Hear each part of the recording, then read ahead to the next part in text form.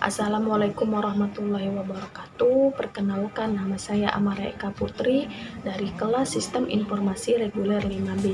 Di sini saya membuat video yang berisikan tentang kesimpulan ataupun intisari dari pokok-pokok materi. Yang pertama, penyebab atau masalah dan kebijakan pengembangan sistem informasi. Yang kedua, merencanakan dan membuat aktivitas kerja pada proyek sistem informasi.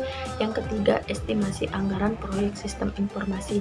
Untuk lebih jelasnya akan saya jelaskan pada penjelasan berikut ini. Untuk materi yang pertama yaitu penyebab atau masalah dan kebijakan dalam pengembangan sistem informasi.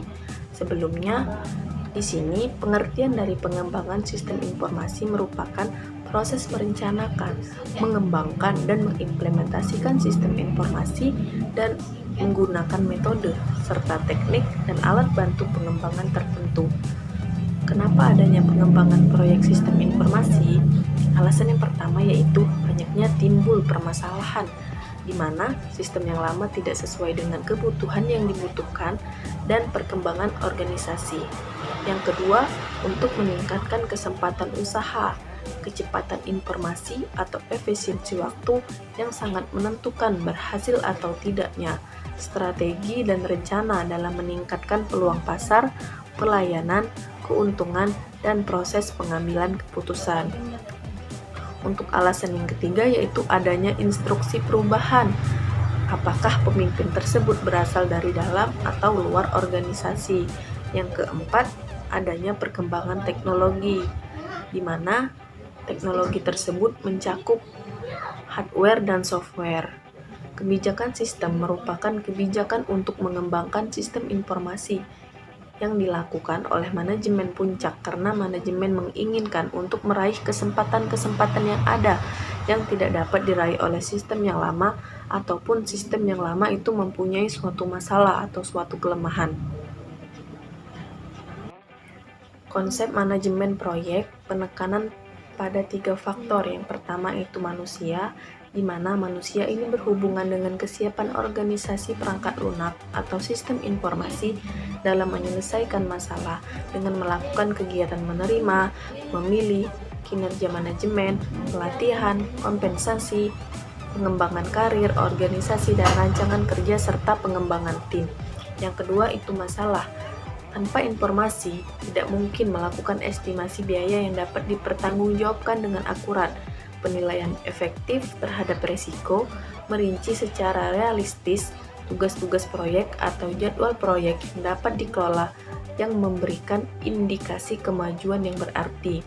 Untuk yang ketiga, itu ada proses, di mana proses ini memberikan suatu kerangka kerja di mana rencana komprehensif bagi pengembangan sistem yang dibangun. Nah, terdapat juga dasar-dasar organisasi, di mana organisasi itu merupakan sistem yang paling mempengaruhi dan saling bekerja sama antara satu orang dengan orang yang lain dalam suatu kelompok untuk mencapai tujuan tertentu yang telah disepakati bersama.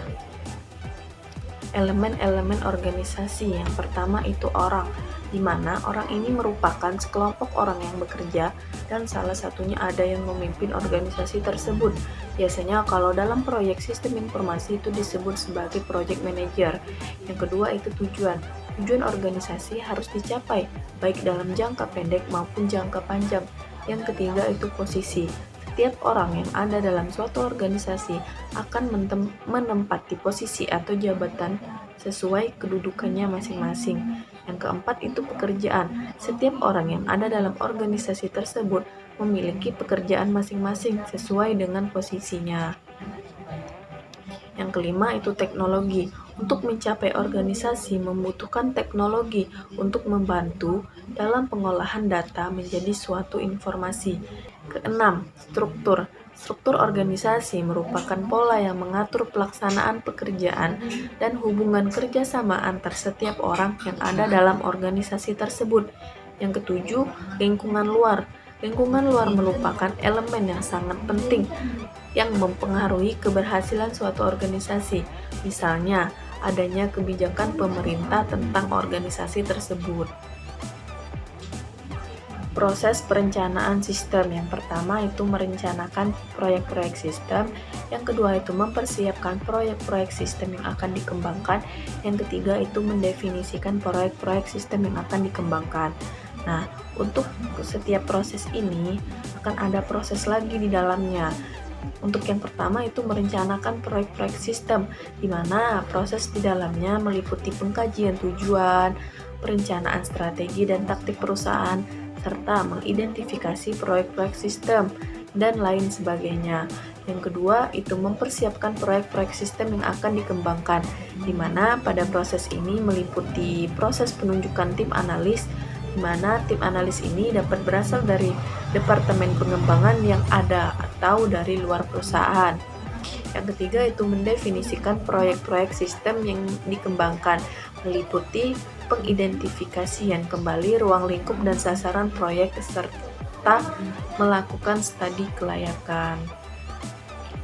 Materi yang kedua yaitu merencanakan dan membuat aktivitas kerja pada proyek sistem informasi. Perencanaan proyek merupakan bagian dari manajemen proyek yang berhubungan dengan pembagian, pengalokasian, dan penjadwalan pekerjaan dalam lingkup proyek.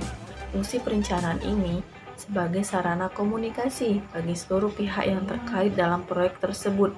Perencanaan ini bertujuan untuk memberi pegangan bagi pelaksana mengenai alokasi sumber daya untuk melaksanakan kegiatan.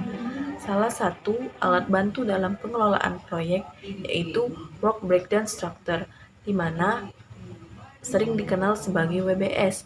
WBS ini merupakan sebuah penggambaran aktivitas kerja yang berbentuk visual yang menggambarkan hal-hal yang akan dikerjakan untuk membantu dalam perencanaan, pengorganisasian, sampai proyek selesai dikerjakan sesuai dengan waktu yang telah ditetapkan. Berikut adalah contoh WBS yang telah saya buat. Di sini saya hanya mengambil salah satu contoh dari WBS, di mana WBS ini akan dipecah menjadi tas-tas yang paling terkecil sehingga tas tersebut tidak dapat dipecah lagi.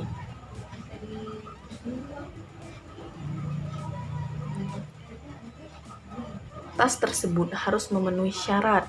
Yang pertama itu dapat dikelola sebagai satuan unit kerja, yang kedua dapat diberi kode identifikasi seperti kode akuntansi biaya, yang ketiga dapat direncanakan jadwal pelaksanaan dan anggarannya, yang keempat mudah diukur kemajuan pelaksanaan serta pemakaian biaya, yang kelima dapat dikaji kualitas kerja dan hasil akhirnya, yang enam bila diintegrasikan dengan SRK atau struktur rincian kerja, yang lain akan menjadi lingkup proyek secara keseluruhan. Nah, seberapa penting WBS ini? WBS ini penting dalam sebuah proyek, karena yang pertama WBS ini mendefinisikan pekerjaan untuk menyelesaikan sebuah proyek, yang kedua menemukan sesuatu yang bersifat urgensi, yang ketiga menanggulangi penyimpanan, dan yang keempat sebagai alat kontrol. Biasanya dalam membuat aktivitas kerja pada proyek sistem informasi ini menggunakan beberapa metode, di antaranya SDLC, Waterfall, RAD, dan lebih banyak lagi yang lainnya. Nah, pada tugas sebelumnya saya membuat WBS dari metode Waterfall, di mana pada metode Waterfall itu terdiri dari 4 tahap. Yang pertama itu tahap analisis sistem, yang kedua itu desain sistem, yang ketiga itu implementasi sistem, dan yang keempat pengujian sistem, di mana pada setiap tahap ini akan dibagi menjadi tas-tas yang paling terkecil seperti yang telah dijelaskan sebelumnya tadi. Yang ketiga itu materi tentang estimasi atau perkiraan anggaran proyek sistem informasi. Nah, seperti yang kita ketahui, biaya itu umumnya diukur dalam satuan uang, seperti rupiah, dolar, dan lain sebagainya. Menurut KBBI, estimasi memiliki arti perkiraan atau penilaian.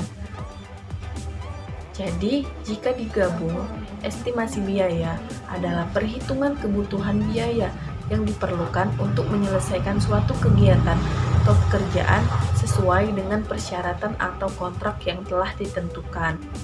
Estimasi ini tidak boleh dilakukan secara berlebihan karena akan mempengaruhi waktu pengerjaan sebuah proyek menjadi tertunda dalam waktu yang cukup lama dan menyebabkan keterlambatan yang tidak diharapkan. Manajemen biaya proyek meliputi proses-proses yang diperlukan untuk menjamin agar anggaran biaya yang telah disetujui cukup untuk menyelesaikan semua pekerjaan dalam lingkup proyek. Nah, proses-proses pada manajemen biaya proyek ini meliputi estimasi biaya, penyusunan anggaran biaya, dan pengawasan biaya. Nah, dalam melakukan estimasi biaya, harus diperhatikan hal-hal sebagai berikut. Yang pertama itu keadaan lingkungan perusahaan atau nilai tukar. Yang kedua, kebijakan estimasi biaya, template, file proyek, informasi historis, pengetahuan tim proyek, pengalaman proyek-proyek sebelumnya. Yang ketiga, pernyataan cakupan proyek serta WBS dan penjelasannya. Yang keempat, rencana manajemen proyek, yaitu jadwal, sumber daya manusia, dan risiko. Jadi, anggaran proyek merupakan anggaran yang dibutuhkan dalam sebuah proyek untuk menentukan berapa uang yang dibutuhkan yang akan dialokasikan sampai selesai proyek tersebut sesuai dengan rencana awal yang telah ditetapkan. Jadi, anggaran proyek ini mencakup seluruh total dalam membuat sebuah proyek sistem informasi. Sekian dan terima kasih. Lebih dan kurang saya mohon maaf. Kepada Allah saya mohon ampun. Saya akhiri. Wassalamualaikum warahmatullahi wabarakatuh.